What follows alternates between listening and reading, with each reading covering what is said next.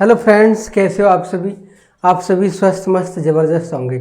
मेरे प्यारे दोस्तों, सुप्रीम कोर्ट की एक और क्लास आपके सामने पेश की जाती है। आज हम पढ़ने वाले हैं आज हम पढ़ने वाले हैं सुप्रीम कोर्ट के उस न्यायिक नियुक्ति आयोग के बारे में जिसको सुप्रीम कोर्ट ने एक ही बार में सिरे से खारिज कर दिया। आज तक भारत के इतिहास में कोई भी सुप्रीम कोर्ट का कोई भी ऐसा संविधान संशोधन जिसको सुप्रीम कोर्ट ने सिरे से खारिज नहीं किया, लेकिन आज हम उस संविधान संशोधन की बात करने वाले हैं जो न्यायिक नियुक्ति आयोग से संबंधित था। कैसे जजों की नियुक्ति के संबंध में एनजैक की स्थापना की गई। तो मेरे प्यारे दोस्तों, आज हम पूरी की पूरी वीडियो उसी के लिए बनाने वाले हैं कि किस तरीके से ये संविधान संशोधन हुआ, इसकी नींव पड़ी, नींव का आधार क्या है, हम उसके बारे में बात करने वाले। तो मेरे प्यारे दोस्तों, ये जो सुप्रीम कोर्ट की जो अगली क्लास है उसके बारे में हम बात करने वाले हैं। सर्वोच्च न्यायालय। सर्वोच्च न्यायालय की जो क्लास नंबर 2, इसमें हम पढ़ने वाले हैं एसपी गुप्ता बनाम भारत संघ 1981। यानी ये सुप्रीम कोर्ट में केस गया। इस केस को फर्स्ट जजेज केस, जजेज ट्रांसफर केस के नाम से भी जाना जाता है। यानी ये जो एसपी गुप्ता बनाम भारत संघ है, ये केस सुप्रीम कोर्ट में क्यों गया, सबसे पहली बात यही आती है। तो मेरे प्यारे दोस्तों, ये जो हाई कोर्ट के जज का जो ट्रांसफ़र किया जाता है ये राष्ट्रपति करता है, लेकिन राष्ट्रपति सबसे पहले वो मुख्य न्यायाधीश से परामर्श करेंगे, भारत के मुख्य न्यायाधीश से परामर्श करेंगे, जब जाकर के वो किसी भी हाई कोर्ट के न्यायाधीश का ट्रांसफ़र कर सकते हैं। लेकिन राष्ट्रपति ने मुख्य न्यायाधीश से परामर्श नहीं लिया और उन्होंने हाई कोर्ट के जज का ट्रांसफ़र कर दिया। लेकिन उस केस को लेकर के सुप्रीम कोर्ट में एक केस गया जिसका नाम है एसपी गुप्ता बनाम भारत संघ सन 1981 का केस है। इसे प्रथम जजेज केस के नाम से भी जाना जाता है। प्रथम जजेज केस के नाम से भी जाना जाता है। इसी को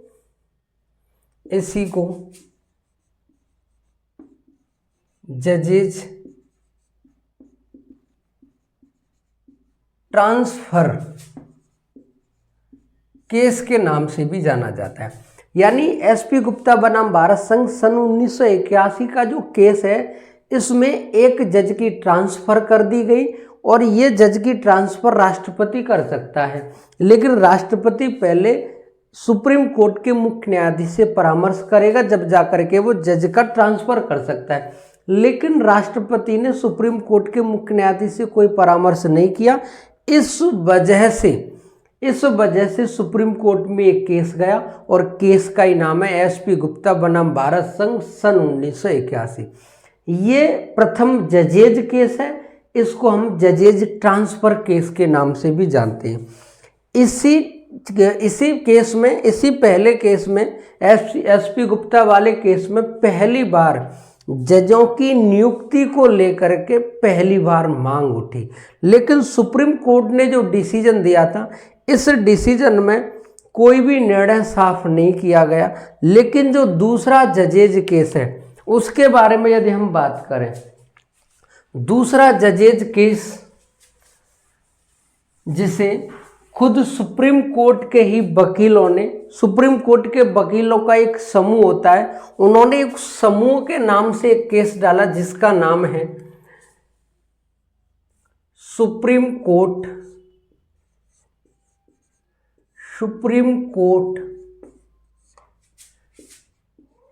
एडवोकेट्स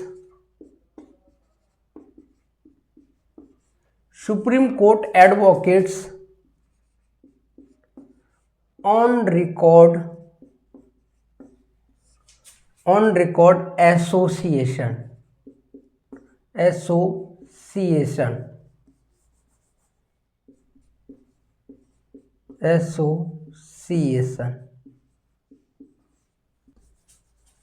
बनाम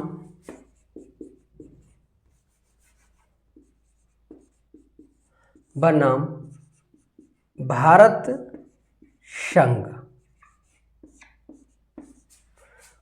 1993। ये जो केस है सुप्रीम कोर्ट में, इस केस का नाम क्या है? इसे दूसरा जजेज केस भी कहा जाता है।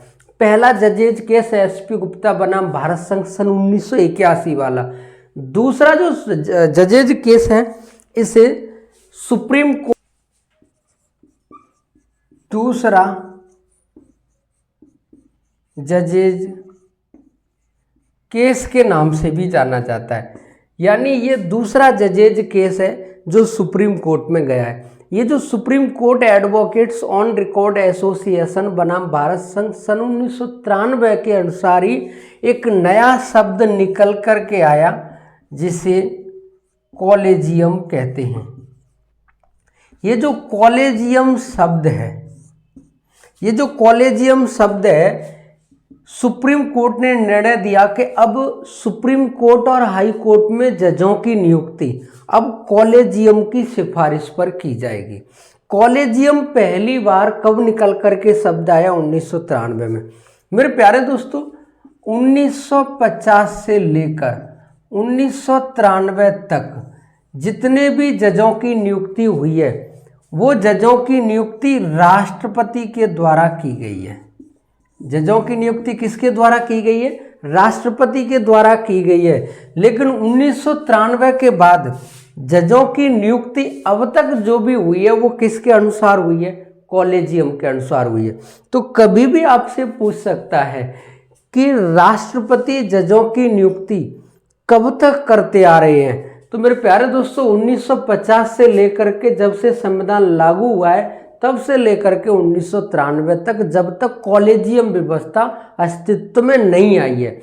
अगर आपसे कभी भी पूछे कि ये जो कॉलेजियम व्यवस्था है जजों की नियुक्ति से संबंधित, ये किस केस के बाद में अस्तित्व में आई है, तो केस का नाम है supreme court advocates on record association बनाम भारत संघ सन 1993 के केस में ही कॉलेजियम शब्द निकल करके आया। अब इस कॉलेजियम शब्द से ही किसकी नियुक्ति होगी?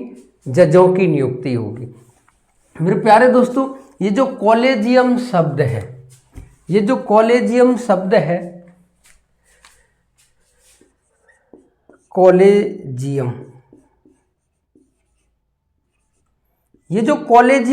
है ये कब आया अस्तित्व में? 1993 में। इसी कॉलेजियम की सिफारिश पर अब किसकी नियुक्ति होगी? जजों की नियुक्ति होगी सुप्रीम कोर्ट और हाई कोर्ट में। अब बात ये आती है कि इस कॉलेजियम में कितने सदस्य हैं टोटल? तो मेरे प्यारे दोस्तों, इस कॉलेजियम में टोटल 5 सदस्य हैं। कितने सदस्य हैं? 5। इन 5 सदस्यों में बात करें, एक इसमें अध्यक्ष है और अध्यक्ष कौन होगा? सुप्रीम कोर्ट का मुख्य न्यायाधीश।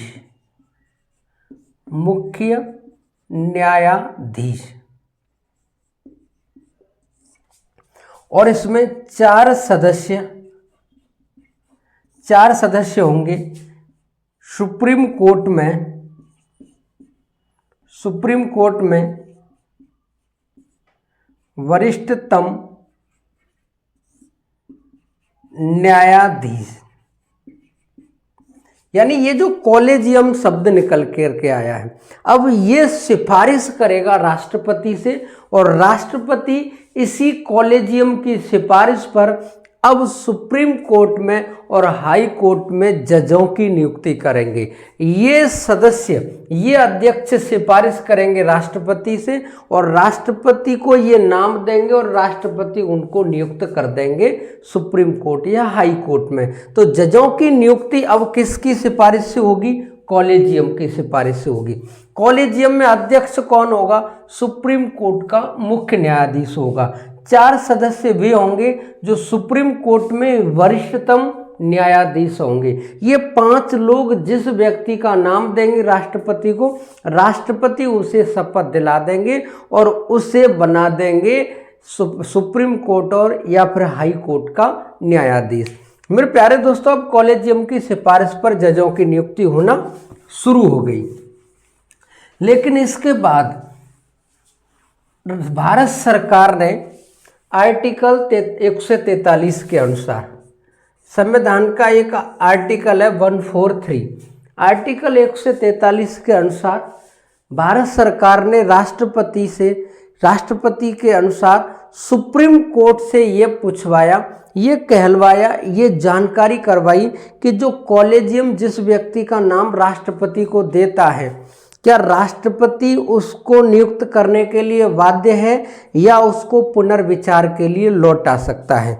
तो ये जो तीसरा जजेज केस है ये सुप्रीम कोर्ट में परामर्श के रूप में गया और इस केस में सुप्रीम कोर्ट ने राष्ट्रपति से ये कहा कि कॉलेजियम जिस व्यक्ति का नाम देगा,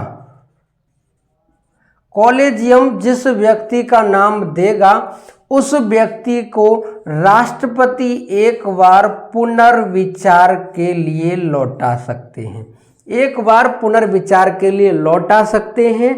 ये आर्टिकल 143 के अनुसार सुप्रीम कोर्ट ने कहा।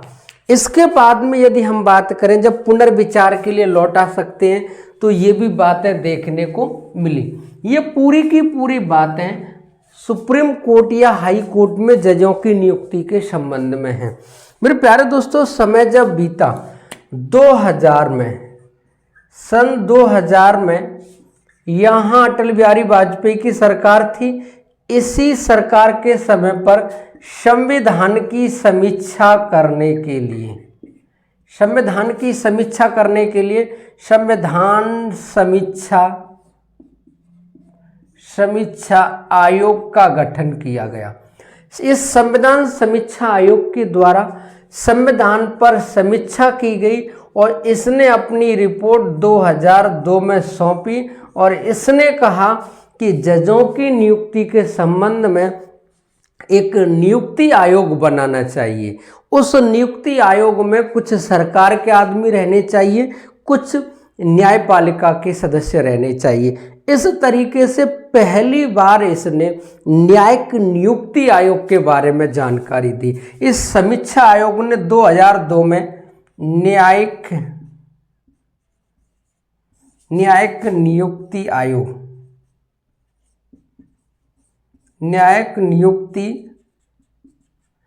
आयोग के बारे में पहली बारी जानकारी दी इसने 2002 में, और इसी के अनुसार 2002 में इसने जानकारी तो दे दी समीक्षा आयोग ने, लेकिन इस पर कोई ध्यान नहीं दिया गया। इसके बाद में 2004 में चुनाव हुए और 2004 में चुनाव होने के बाद में बीजेपी सत्ता से चली गई। अटल बिहारी वाजपेयी प्रधानमंत्री नहीं रहे और कांग्रेस दोबारा अस्तित्व में आ गई और कांग्रेस की सरकार बनी और प्रधानमंत्री बने मनमोहन सिंह। 2004 में प्रधानमंत्री जैसी मनमोहन सिंह बने। मनमोहन सिंह 2004 से लेकर के 2009 तक भारत के प्रधानमंत्री रहे। इसके बाद में 2009 से लेकर के 2014 तक इनका दूसरा कार्यकाल शुरू हुआ। 2014 से पहले इन्होंने 120वां संविधान संशोधन विधेयक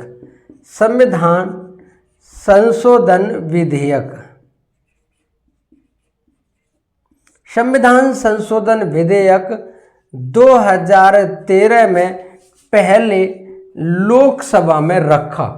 कहां पर रखा? लोकसभा में। और ये जो 120वां संविधान संशोधन विधेयक 2013 के नाम से जाना जाता है, ये पहले लोकसभा में रखा गया और ये किससे संबंधित था? न्यायिक नियुक्ति आयोग से।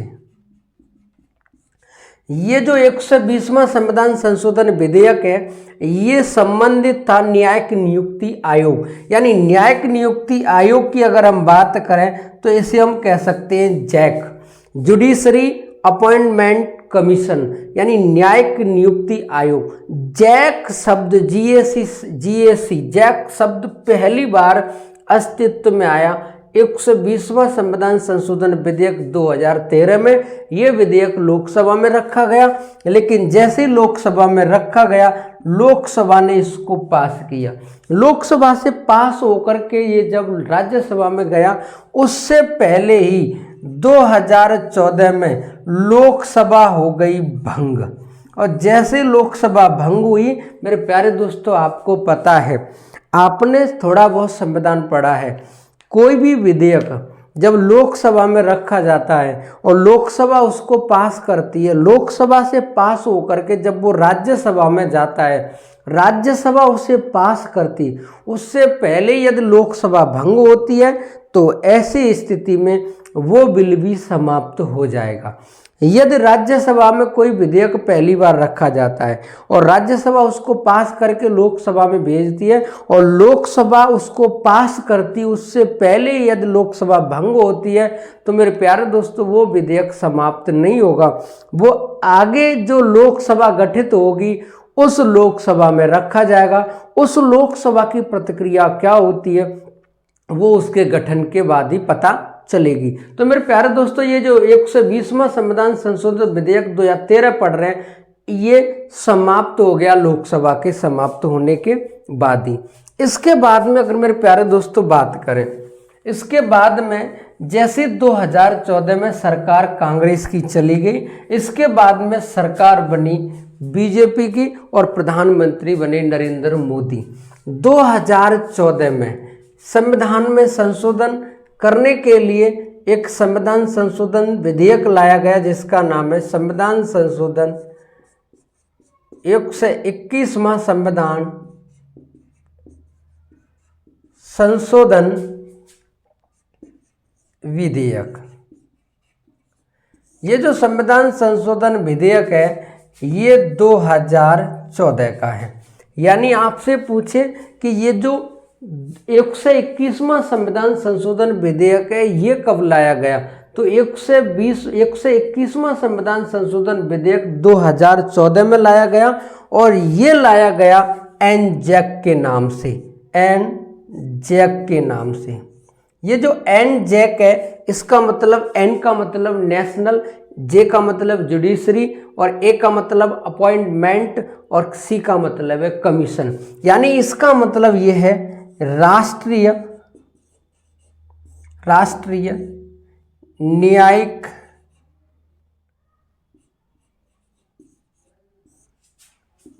अपॉइंटमेंट मतलब नियुक्ति, न्यायिक नियुक्ति कमीशन मतलब आयोग। यानी ये जो न्यायिक नियुक्ति आयोग है इसको 121वें संविधान संशोधन विधेयक के द्वारा राष्ट्रीय न्यायिक नियुक्ति आयोग के नाम से जाना जाने लगा।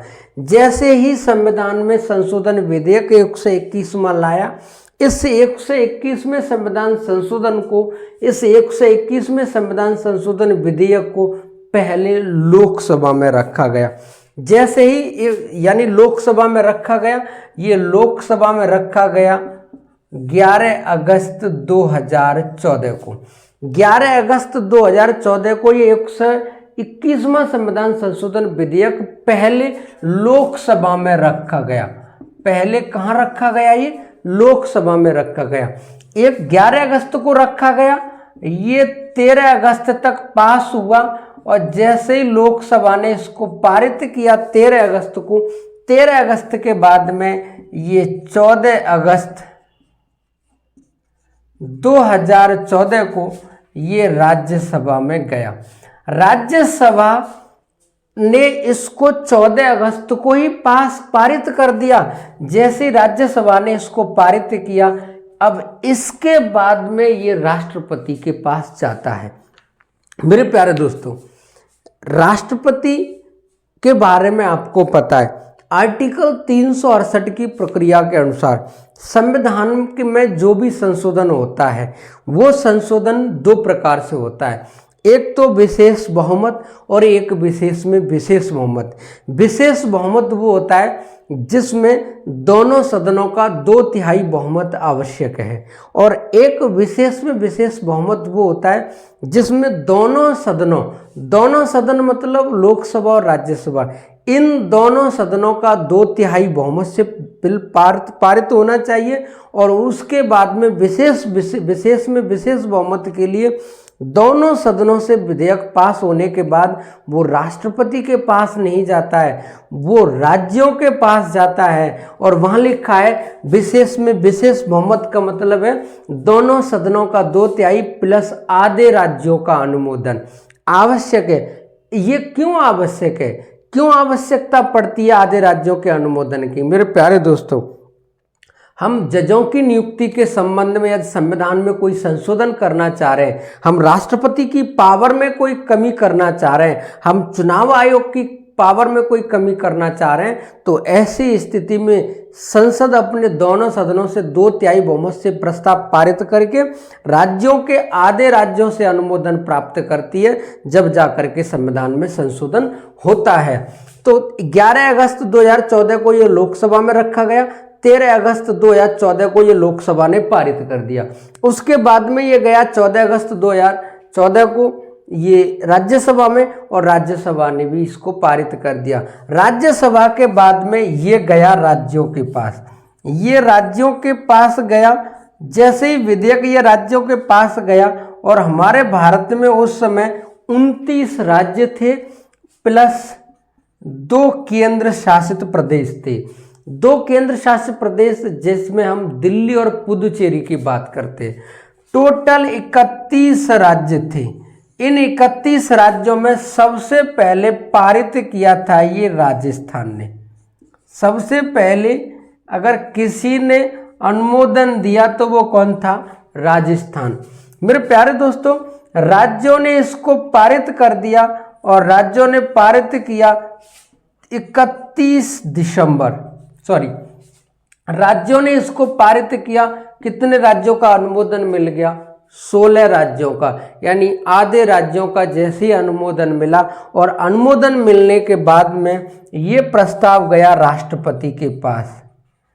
जैसे ही राष्ट्रपति की टेबल पर गया, और राष्ट्रपति ने 31 दिसंबर 2014 को इस प्रस्ताव को अनुमति दे दी। इस समय 2014 में जो प्रधान राष्ट्रपति हैं भारत के, वो हैं प्रणब मुखर्जी। प्रणब मुखर्जी ने 31 दिसंबर 2014 को जैसी अनुमति दी, और 1 जनवरी 2015 को ये अधिनियम बन गया।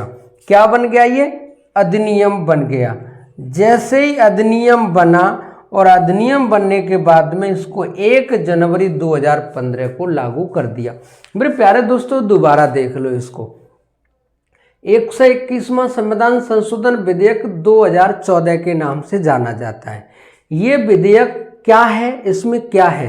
तो इसको हम एनजैक के नाम से भी जानते हैं।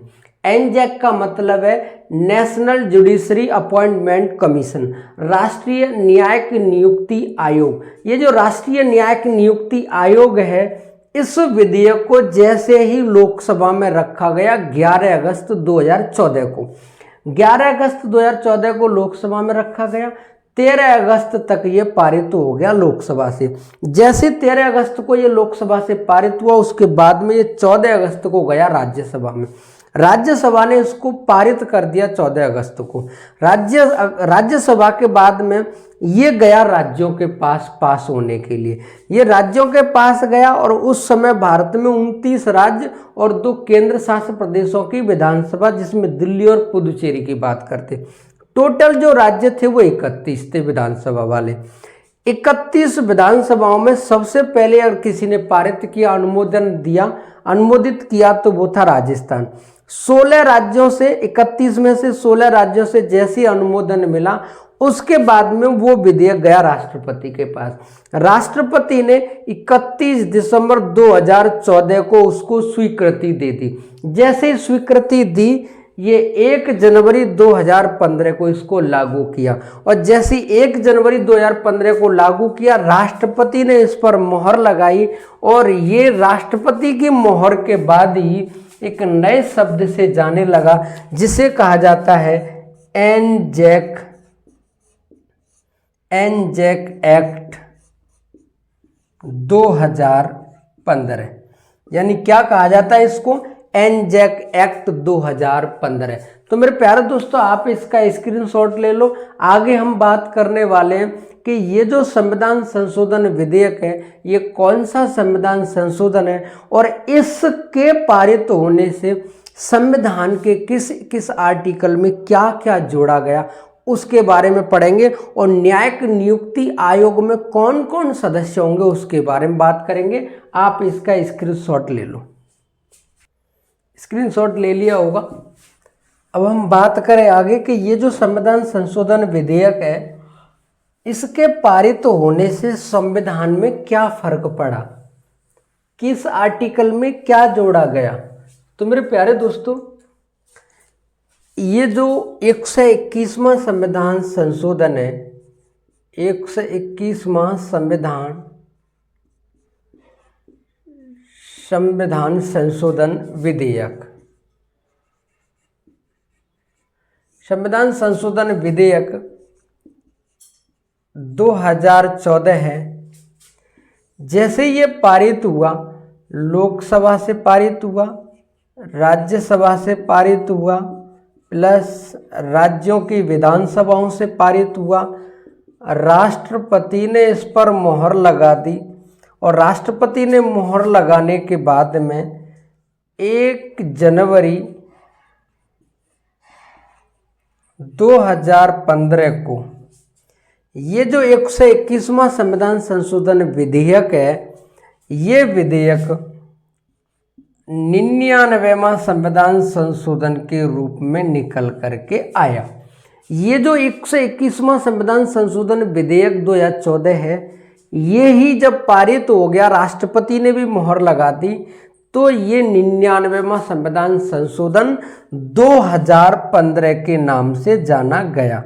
तो 2015 के नाम से ये 99वां संविधान संशोधन जाना गया, क्योंकि लागू ये 1 जनवरी 2015 को हो रहा है। क्योंकि 31 दिसंबर को राष्ट्रपति ने मोहर लगा दी, राज्यों से अनुमोदन प्राप्त हुआ, 14 अगस्त को राज्यसभा से पारित हुआ, और 13 अगस्त को ये लोकसभा ने पारित कर दिया। इसके बाद में हमें 99वां संविधान संशोधन 2015 देखने को मिला। ये 99वां संविधान संशोधन जब हुआ, तो संविधान में एक आर्टिकल है जिसमें सुप्रीम कोर्ट के बारे में जानकारी दी गई है। वो है संविधान का आर्टिकल 124।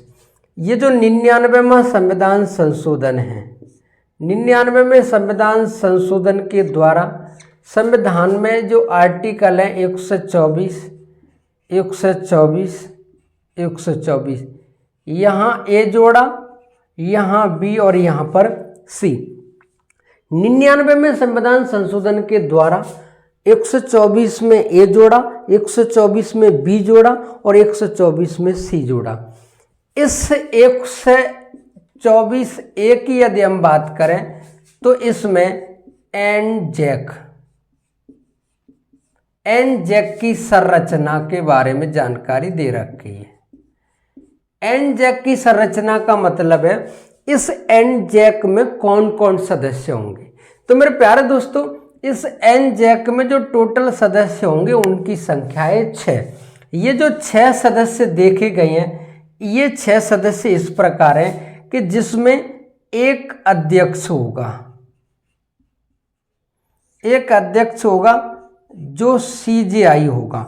सीजेआई मतलब चीफ जस्टिस ऑफ इंडिया, यानी जो भारत का सुप्रीम कोर्ट है उसका जो मुख्य न्यायाधीश है, उसका मुख्य न्यायाधीश इस एनजेक का अध्यक्ष होगा। इसमें जो 2 सदस्य हैं, 2 सदस्य सुप्रीम कोर्ट के न्यायाधीश होंगे। इसमें 2 सदस्य कौन होंगे? सुप्रीम कोर्ट के न्यायाधीश होंगे। इसमें एक सदस्य विधि मंत्री होगा। एक सदस्य कौन होगा? इसमें विधि मंत्री होगा। और इसमें दो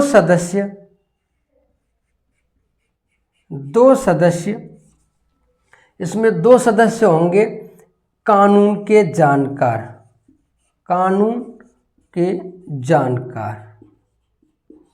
ये जो कानून के जानकार 2 सदस्य होंगे, ये 2 नाम आएंगे भारत सरकार की तरफ से।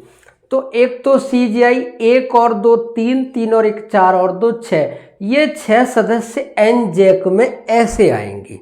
तो इसका मतलब यह है कि 3 तो व्यक्ति हो गए सुप्रीम कोर्ट से और 3 व्यक्ति हो गए इधर सरकार की तरफ से। लेकिन ये जो विधि मंत्री है, ये तो मंत्री परिषद का ही सदस्य है। तो मेरे प्यारे दोस्तों, आगे इसके बारे में बात करने वाले, क्योंकि इस सदस्य की वजह से ही सुप्रीम कोर्ट ने इस NJAC को, इस 99वें संविधान संशोधन को पूरा का पूरा उड़ा दिया। हम बात उसी के बारे में करने वाले। हमने बात की है आर्टिकल 124A की, इसमें क्या दे रखा था?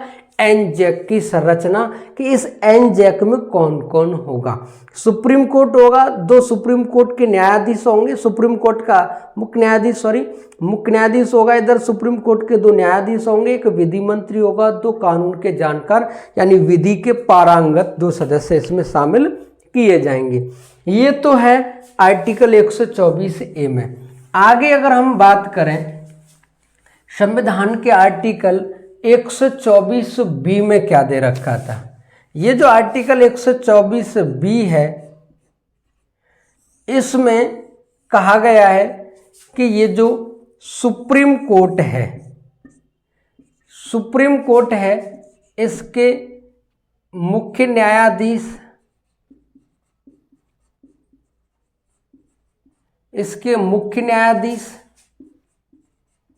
तथा न्यायाधीश की नियुक्ति इस NJAC की सिफारिश पर होगी। हाई कोर्ट के मुख्य न्यायाधीश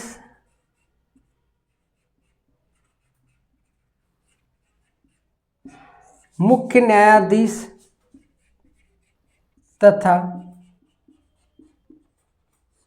न्यायाधीश की नियुक्ति इस NJAC की सिफारिश पर होगी। और हाई कोर्ट के जज का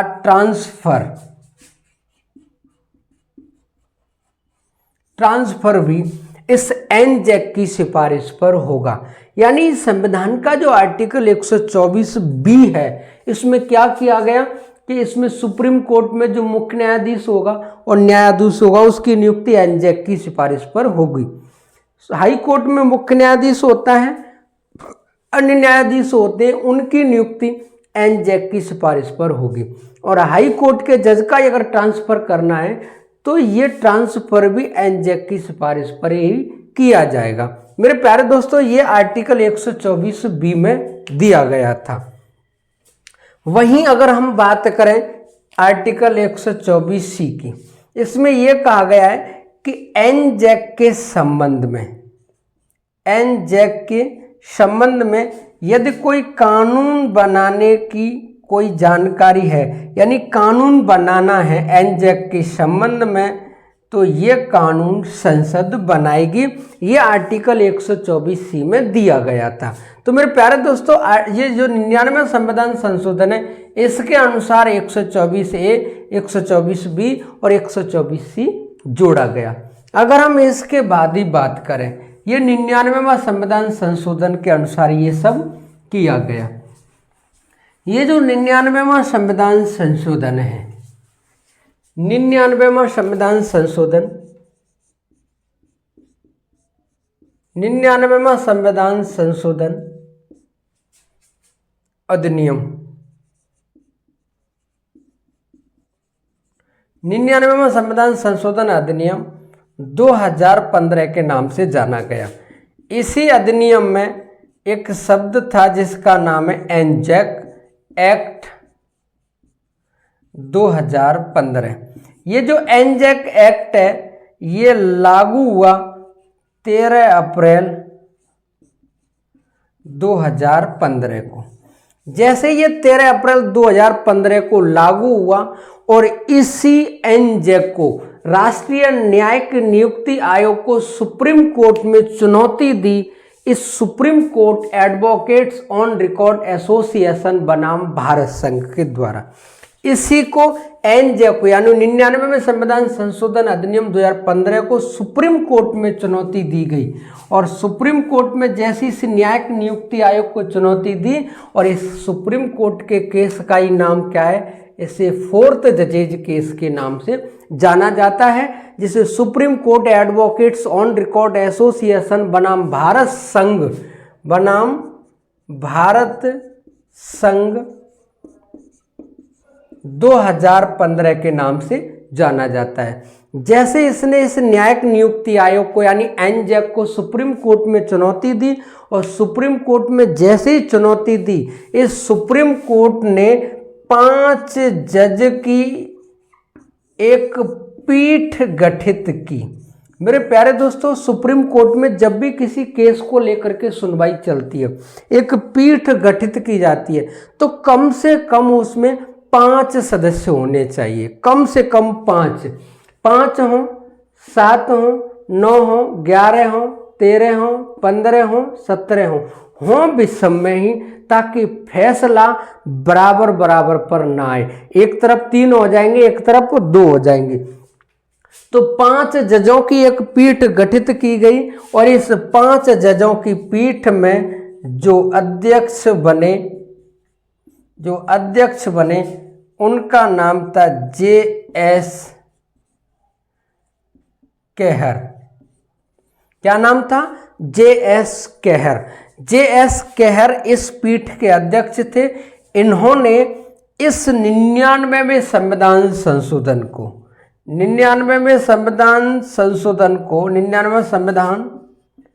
संशोधन 2015 को 16 अक्टूबर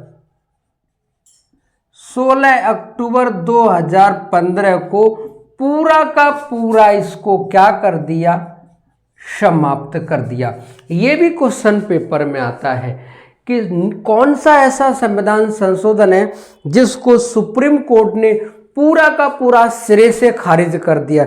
वैसे जितने भी संविधान संशोधन होते हैं उन संविधान संशोधन में थोड़ा बहुत काटपीट, थोड़ा बहुत कम बढ़ती सुप्रीम कोर्ट करता रहता है, लेकिन पूरा का पूरा संविधान संशोधन अगर कोई उड़ाया है तो वो 99वां संविधान संशोधन 2015 का है, जिसमें एनजैक के बारे में जानकारी दे रखी थी। एनजैक के बारे में जानकारी दे रखी थी, पूरा उड़ा दिया था 16 अक्टूबर 2015 को। तो मेरे प्यारे दोस्तों, ये जो खत्म समाप्त किया गया 99वें संविधान संशोधन क्यों किया गया, सबसे बड़ी समस्या यही थी। याद रखना, इस 99वें संविधान संशोधन को जो 2015 में समाप्त किया गया है, जो पीठ बनी थी 5 जजों की, उसके अध्यक्ष थे J.S. केहर। J.S. केहर उसके अध्यक्ष थे, क्योंकि पूछ सकता है ये क्यों समाप्त किया गया। समाप्त इसलिए किया गया क्योंकि ये जो एनजैक है, इसमें जो टोटल सदस्य थे वो थे 6। ये 6 सदस्य सिफारिश करेंगे राष्ट्रपति को। ये 6 सदस्य सिफारिश करेंगे राष्ट्रपति को, और राष्ट्रपति को जो सिफारिश करेंगे वो बहुमत से करेंगे। बहुमत का मतलब है 2/3, और 2/3 जो होगा वो होगा 4 सदस्य। यानी 4 सदस्य जिसका नाम दे देंगे, 4 सदस्यों के बहुमत से जिस व्यक्ति का नाम राष्ट्रपति को दिया जाएगा, वो व्यक्ति राष्ट्रपति उस व्यक्ति को क्या बना देंगे, न्यायाधीश बना देंगे। ये एनजैक में था। लेकिन जैसे ही ये supreme court advocates on record association बनाम भारत संघ सन 2015 ये केस सुप्रीम कोर्ट में गया, सुप्रीम कोर्ट ने सुनवाई करते हुए उनसे पूछा कि ये जो एनजैक जिस व्यक्ति का नाम राष्ट्रपति को देंगे वो कैसे देंगे।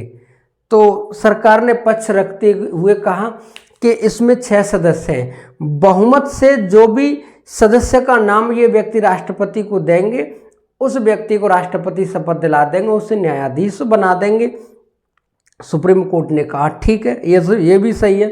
फिर सुप्रीम कोर्ट ने कहा कि अगर मान लो राष्ट्रपति को ये पावर दी है, मान लो राष्ट्रपति इस बात के लिए बाध्य है, तो सरकार ने कहा नहीं, बाध्य नहीं है। अगर राष्ट्रपति चाहें तो इसको पुनर्विचार के लिए एक बार लौटा सकते हैं। लेकिन राष्ट्रपति जब इसको पुनर्विचार के लिए लौटाएंगे, लेकिन लौटाएंगे तो दूसरी बार जब जिस व्यक्ति का नाम जाएगा उसमें सर्वसम्मति से पास होना चाहिए। यहीं पर पेच अटक गया। पेच अटकने का कारण यह है कि मान लो राष्ट्रपति करते हैं मंत्रिपरिषद की सलाह पर कार्य, राष्ट्रपति करते हैं मंत्रिपरिषद की सलाह पर कार्य, और मंत्रिपरिषद में ही एक व्यक्ति होता है जो जिसे हम विधि मंत्री भी कहते हैं। और ये जो विधि मंत्री है ये एनजेक का सदस्य है। बात ये कि मान लो एनजेक ने कोई व्यक्ति का नाम दिया, दो तिहाई बहुमत से, यानी 4 सदस्यों ने कह दिया आप उस व्यक्ति को जज बना दीजिए। राष्ट्रपति के पास प्रस्ताव गया, राष्ट्रपति ने सलाह की मंत्रिपरिषद से कि इस व्यक्ति को न्यायाधीश बनाया जा रहा है, तो इनमें से ये कह दिया कि नहीं, ये व्यक्ति न्यायाधीश नहीं बनना चाहिए। तो फिर राष्ट्रपति क्या करेंगे, उसको पुनर्विचार के लिए वापस कर देंगे। जैसे पुनर्विचार के लिए भेजेंगे, उसमें अब सर्वसम्मति आवश्यक थी। अब उसमें क्या कहेगा कि मंत्रिपरिषद का जो सदस्य विधि मंत्री उसमें सदस्य अब ये मना कर देगा कि नहीं, ये नहीं होना चाहिए। जब सर्वसम्मति नहीं होगी तो उस व्यक्ति को न्यायाधीश नहीं बनाया जा सकता। इसका मतलब है कि न्यायपालिका में कार्यपालिका का हस्तक्षेप देखा गया। कहा गया आर्टिकल 50 के अनुसार कि कार्यपालिका को न्यायपालिका से अलग किया जाएगा। इसका मतलब यह है कि न्यायपालिका स्वतंत्र नहीं रह पाएगी, इसमें कार्यपालिका का हस्तक्षेप रहेगा। इसीलिए इस एनजेक को समाप्त किया जाता है, क्योंकि इसमें जो सदस्य है वो विधि मंत्री और विधि मंत्री कार्यपालिका का सदस्य है, और वो इधर भी रहेगा, उधर मंत्रिपरिषद की सलाह से जब राष्ट्रपति कार्य करेंगे तो उधर भी वो सलाह देगा। इसलिए मतलब है ये सर्वसम्मति में बाधा उत्पन्न करेगा। इसीलिए इस 16 अक्टूबर 2015 को एनजेक को पूरा का पूरा समाप्त कर दिया। तो मेरे प्यारे दोस्तों, आज की जो क्लास रही है वो राष्ट्रपति यानी सुप्रीम कोर्ट के मुख्य न्यायाधीश, सुप्रीम कोर्ट के न्यायाधीश की नियुक्ति से संबंधित रही है। मेरे प्यारे दोस्तों, हमने स्पष्ट किया 1950 से जब से संविधान लागू हुआ है 1993 तक न्यायाधीश की नियुक्ति राष्ट्रपति करता था मंत्रिपरिषद की सलाह से। उसमें कुछ न्यायाधीशों का परामर्श लेता, लेकिन मुख्य न्यायाधीश का परामर्श लेना अनिवार्य था। लेकिन 1993 में एक शब्द आया कॉलेजियम, और कॉलेजियम से ही आज वर्तमान 2025 में जजों की नियुक्ति की जाती है। एनजेक पूरा का पूरा समाप्त कर दिया। आज की क्लास कैसी लगी? यदि क्लास अच्छी लगी हो तो वीडियो को लाइक करें, चैनल को सब्सक्राइब करें और अपने दोस्तों में शेयर करें। जय हिंद, जय भारत मेरे प्यारे दोस्तों।